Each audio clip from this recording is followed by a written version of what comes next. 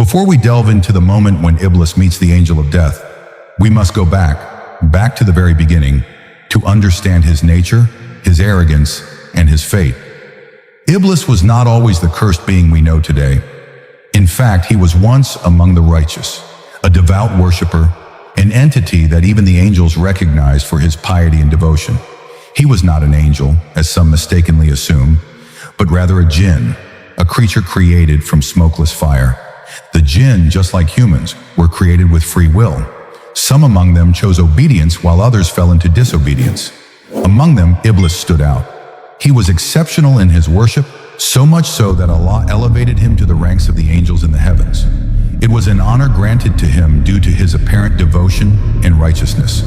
He dwelled among the angels, witnessing the divine magnificence of Allah's throne, basking in the light of divine mercy, and engaging in acts of worship. Yet beneath this apparent righteousness lay a hidden arrogance, a disease that had not yet surfaced, but one that would eventually lead to his eternal disgrace. Then came the moment that changed everything. Allah, in his infinite wisdom, created Adam, the first human. Adam was created from clay, shaped by the very hands of Allah, and given a soul through his divine command. Unlike the jinn, who were created from fire, or the angels, who were created from light, Adam was made from humble earth. Despite this, Allah honored Adam in ways that no creation before him had been honored. He was given knowledge that even the angels did not possess. He was taught the names of all things, the ability to comprehend, reason, and distinguish between right and wrong. When Allah commanded the angels and Iblis to prostrate to Adam, it was not an act of worship, but rather an act of honor, a recognition that Allah had chosen Adam for a great purpose. The angels in their obedience bowed immediately. They did not question Allah's command, for they are created without free will, submitting entirely to their Lord. But Iblis, upon hearing this command, was filled with rage, envy, and arrogance. He refused. "I am better than him," he declared with pride. "You created me from fire, while you created him from clay." This statement was not just a refusal, it was a declaration of arrogance, an open challenge against the decree of Allah. In that moment, Iblis exposed what had been hidden within him all along. He believed himself superior. He saw himself as greater than Adam, worthier of honor, more deserving of divine favor. But in reality, his arrogance only led to his downfall. Allah cast him out of his mercy, forever branding him as accursed. But Iblis, rather than repenting, instead made a desperate request. He did not ask for forgiveness. He did not plead for mercy. Instead, he asked for time. "Grant me respite until the day they are resurrected." What did Iblis want? He wanted to delay his punishment. He knew that he could not escape Allah's decree, but he sought to prolong his existence, to delay his inevitable fate. But why? Because he had a plan, a wicked, sinister plan. He wanted to prove his superiority by leading Adam's descendants astray. He wanted to corrupt them, deceive them, and drag them into the same disgrace he had fallen into. Allah granted him this respite, but with it came a warning. "Indeed, you are of those who are reprieved, but surely hell is your promised place, and of those who follow you." And thus Iblis became the sworn enemy of mankind. From that moment onward, he dedicated his existence to misguiding humanity. He whispered to Adam and Hawa and Jannah, deceived them into eating from the forbidden tree, and caused them to be sent down to earth. But unlike Iblis, Adam repented. He sought forgiveness, and Allah, in his infinite mercy, accepted his repentance. This was the fundamental difference between the two. One erred and repented, while the other erred and doubled down in arrogance. Despite his arrogance, despite his determination to mislead humanity, there is one truth that Iblis cannot escape: death. The inevitability of death is a decree that no creation can escape.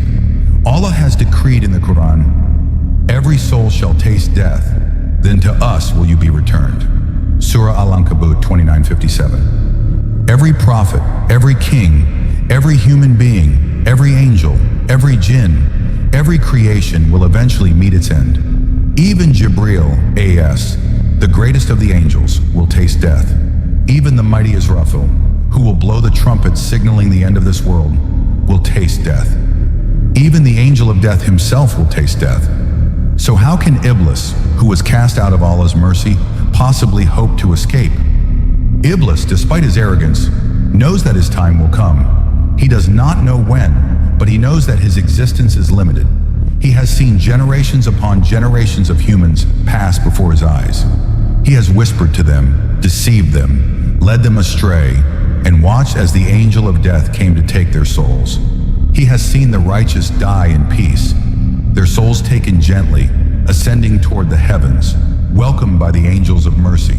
And he has seen the wicked die in torment, their souls ripped from their bodies in agony, dragged towards punishment.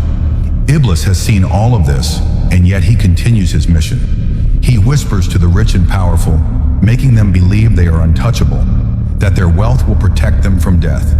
He whispers to the arrogant, convincing them that their status will grant them immortality. But he knows the truth. He knows that when the decree of Allah comes, there is no escape. And the most terrifying moment for Iblis will be when he sees the angel of death coming for him. At that moment, all his arrogance, all his pride, all his deception will crumble. He will realize that the time he begged for has run out. He will try to flee, but there will be nowhere to hide. He will cry out, but no one will answer. He will call upon his followers, but they will abandon him, just as he abandoned them. And in that moment, the one who spent his entire existence leading others into destruction will face his own destruction. Death will come to Iblis just as it comes to every soul. And when it does, it will be a moment of humiliation, torment, and ultimate loss. The one who once defied Allah's command, who once thought himself superior, who once swore to mislead mankind until the end of time, will finally meet his end. His arrogance began his downfall. His refusal to submit sealed his fate, and the inevitability of death will bring his mission to an end. But the question remains, what happens next? What will be the fate of Iblis after his death? Where will his soul go? What will happen to his followers? And what will be his final destination? We will answer all of this as we continue our journey into the fate of Iblis. Iblis has spent his entire existence deceiving humanity, whispering to them, misleading them, and dragging them toward ruin. He has witnessed countless generations come and go, seen kings rise and fall, and observed prophets being sent to guide people back to the truth. With each passing era, he adapts, finding new ways to manipulate, corrupt, and distract people from the path of righteousness. He delights in the destruction of souls, taking pleasure in every act of disobedience that distances a person from Allah's mercy. He has whispered in the ears of tyrants, convincing them that their power is eternal. He has whispered to the wealthy, making them believe that their riches will protect them from death. He has whispered to the sinners, deceiving them into thinking that repentance is for later, that they have all the time in the world. Yet he knows the truth. He knows that time is fleeting, that death is inevitable, and that he himself cannot escape it. For centuries, Iblis has feared this moment, and now finally it arrives. The earth, which he has roamed freely for millennia, is no longer a place of refuge. The mountains, the oceans, the hidden realms of the jinn, none of them can shield him from the decree of Allah. And then he sees it. The sky darkens, the air grows heavy, and an overwhelming force begins to descend upon him. The angel of death, Malakul Maut, arrives with a presence so terrifying that even the most hardened of souls would shudder. Iblis has seen this angel before, countless times. He has watched him take the souls of the righteous with ease, their faces glowing with tranquility as they are greeted by the angels of mercy. He has also seen him rip the souls of the wicked with unbearable agony, their screams of terror echoing as they are dragged toward their punishment. But this time, it is different. This time, the angel of death has come for him. Panic grips Iblis. He tries to flee, his form twisting and shifting, desperately seeking a way to escape. He rushes to the highest peaks of the mountains, but the angel of death is there, waiting. He dives into the deepest trenches of the ocean, but the angel of death is already there. He runs into the vast deserts, the darkest caves, and even attempts to hide within the unseen realms of the jinn. But it is all in vain. There is no escape from Allah's decree. For the first time in his existence, Iblis feels true. Absolute fear. Not the fear of losing followers, not the fear of losing power, but the fear of non-existence, the fear of the unknown. He knows what awaits him is torment beyond comprehension, and he knows that no amount of pleading will change his fate. The angel of death does not speak. He does not negotiate. He does not delay. He does what he has been commanded to do. With an unimaginable force, he reaches for Iblis's soul. Unlike the believers, whose souls are taken gently, with ease and mercy, Iblis's soul is ripped from his form with such intensity that the very fabric of his being is torn apart. The pain is beyond anything he has ever inflicted upon mankind. It is worse than the suffering of those he deceived, worse than the torment he caused. It is excruciating, endless, unbearable. Iblis screams, he writhes, he fights, but it is useless. The moment he feared has come, and now he is no longer the deceiver. He is the deceived. The one who once promised his followers power, pleasure, and freedom is now powerless, broken, and alone. His cries echo through the heavens and the earth, but no one mourns him. No one pities him. The angels do not weep for him. The righteous do not grieve for him. The only thing that welcomes him is his eternal punishment. As his soul is torn from his body, the heavens rejoice. The earth breathes a sigh of relief. The jinn, both good and evil, are left in shock. The creatures of the universe witness the fall of the one who defied Allah for millennia. And just like that, Iblis, who once saw himself as superior to Adam, who once refused to bow in humility, is reduced to nothing. But what happens next? The death of Iblis is not just the end of an individual, it is the end of an era, the closing of a chapter in the story of existence. His death signals the beginning of the final days. His army, his devils, the legion of shayateen who followed him so blindly, are left in chaos. They had always looked to him for guidance, for leadership in their war against humanity. But now their master is gone, and with him their certainty shatters. In the depths of darkness, his followers begin to turn on one another. They whisper in fear, questioning what will become of them. They had always believed that Iblis would outlast them all, that he would remain forever as their commander. Now they realize that they too are mortal, that they too will face the same fate. The chains that bound them together begin to break, and panic spreads among them. But for humanity there is no mourning for Iblis. The righteous, upon hearing the news, rejoice, knowing that their greatest enemy has fallen. The prophets, the martyrs, and the believers who fought against his whispers stand in triumph. The tyrants, the wicked, and those who chose to follow him are left with nothing but regret. And then, the truth of his betrayal becomes clear to all. Those who had pledged themselves to him, who had worshipped him, who had sold their souls for his empty promises, now realize the depth of his deception. The Quran foretold this moment.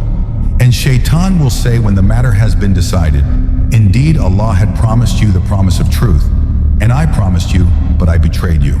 I had no authority over you except that I invited you, and you responded to me. So do not blame me, but blame yourselves. Surah Ibrahim 14:22. His followers who once thought he would lead them to power and pleasure now stand abandoned. There is no salvation for them. There is no return. The realization dawns upon them too late. They have been deceived, and now they must face the consequences. Iblis's legacy, the empire of deceit he built, collapses. The world moves forward without him. His name becomes a warning, a symbol of arrogance and downfall.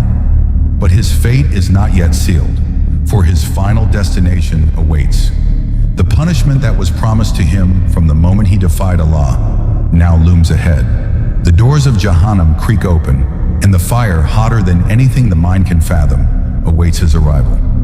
His fall is not just a personal loss, it is the end of everything he worked for, the end of his deception, the end of his kingdom, the end of his defiance, and the beginning of an eternal torment that he will never escape. Iblis, the one who once roamed freely, whispering into the hearts of men and jinn, has met his inevitable fate. His soul has been torn from his being with unimaginable pain, his screams of agony lost in the vastness of creation. But death is not the end for Iblis. Just as he deceived others into thinking that their lives would continue without consequence, he too must now face the consequence of his own existence. As his soul is seized, the universe does not grieve for him. The earth that he tread upon, the skies that he soared through, the creatures he corrupted, all stand as silent witnesses to his demise. His name was feared, cursed, and invoked by those who followed his whispers, but now he is nothing. Yet his punishment has only just begun. The angel of death delivers his soul, and what follows is a reckoning unlike any other. When the souls of the righteous depart, they are embraced by the angels of mercy, wrapped in fragrant shrouds, and carried to the heavens with a procession of light and peace. But Iblis is neither righteous nor worthy of mercy. The moment his soul is taken, it is met with the angels of torment. Their presence is overwhelming, their form terrifying beyond imagination. These are not the gentle beings who greet the believers, nor the neutral collectors of the average soul. These are the enforcers of divine justice, those appointed to handle the worst of creation, and Iblis is the worst of them all.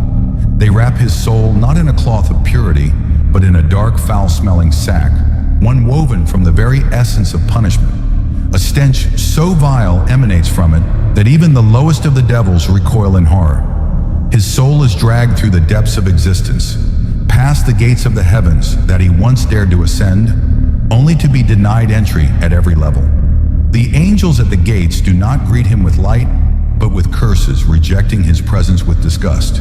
He is cast down, forcefully thrown back to the earth, where he is destined to await the final judgment. But the torment does not stop there. The torment of the grave is real, and while humans are placed in their earthly graves, Iblis is confined to an existence of unbearable suffering in the realm where he was cast down. The walls of his confinement press against him, suffocating him in a space that feels infinite yet crushing. He is not given a moment of rest, for the angels of punishment continue their assault, reminding him of every lie he uttered, every soul he led astray, every false promise he whispered into the ears of humanity. Time in this state is incomprehensible. He remains in torment, awaiting the final resurrection when all of creation will be gathered before their Lord. The day comes when the trumpet is blown, signaling the end of all life. The mountains crumble, the oceans boil, and the skies split apart. Every creation that remains is destroyed. The mighty angels, the jinn, the humans, the creatures of the heavens and the earth, all perish. Even the angel of death himself is commanded to die. And then Allah alone remains, as he always has and always will. Then with the second blowing of the trumpet, life is restored. The souls of mankind are returned to their bodies, rising from their graves, bewildered and terrified. The day of judgment has begun. Among those brought forth is Iblis. He is not given special treatment, nor is he spared the humiliation that he so often inflicted upon others. He is dragged forth, exposed in his disgrace, made to stand among those whom he deceived. His followers, those who worshipped him, those who obeyed him, those who placed their trust in his whispers, now stand in shock and horror. They had believed his promises of power, of freedom, of pleasure, but now as they watch him stand alongside them, helpless and condemned, realization dawns upon them. He has no power here. He never had any real power. All he did was whisper. They were the ones who chose to listen. And then, before all of creation, Allah speaks. The final judgment is passed, and the destiny of Iblis is sealed. Jahannam, the very place he sought to drag others into, now calls for him. The chains of divine wrath coil around him, shackling his form, pulling him toward the abyss that has awaited him since the beginning. The gates of hell are opened, and the fire roars to life, eager to consume its most infamous resident. The very flames seem to recognize him, their heat intensifying as he is brought closer. He resists, he pleads, he struggles, but there is no escape. His arrogance, his defiance, his self-proclaimed superiority, all of it has led him to this moment, and now there is nothing left but regret. As he is cast into the depths, he experiences a torment beyond anything he ever inflicted upon humanity. The fire wraps around him, searing every part of his being. The chains tighten, the weight of his sins pressing down on him with unbearable force. Every moment is agony, yet death does not come. He does not die. he does not cease to exist. He is kept alive to suffer, to feel, to regret. But perhaps the worst torment of all is not the fire, nor the chains, nor the pain. It is the knowledge that he has failed. He sought to prove himself superior, yet he has been humiliated. He sought to lead others astray, yet now they curse his name. He sought to escape death, yet he has been made to suffer eternally. His cries echo through the void, but no one listens.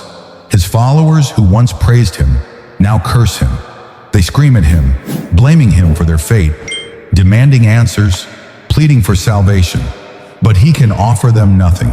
He too is trapped. He too is condemned.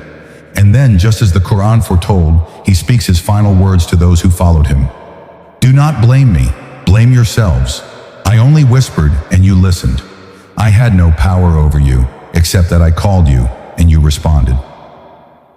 It is the ultimate betrayal, the final admission of his deception, and then he is swallowed by the fire, lost to the torment that will never end.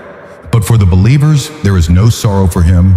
The righteous stand in relief, knowing that their greatest enemy has been defeated. The prophets, the martyrs, the worshippers who resisted his whispers, all rejoice in the justice of Allah.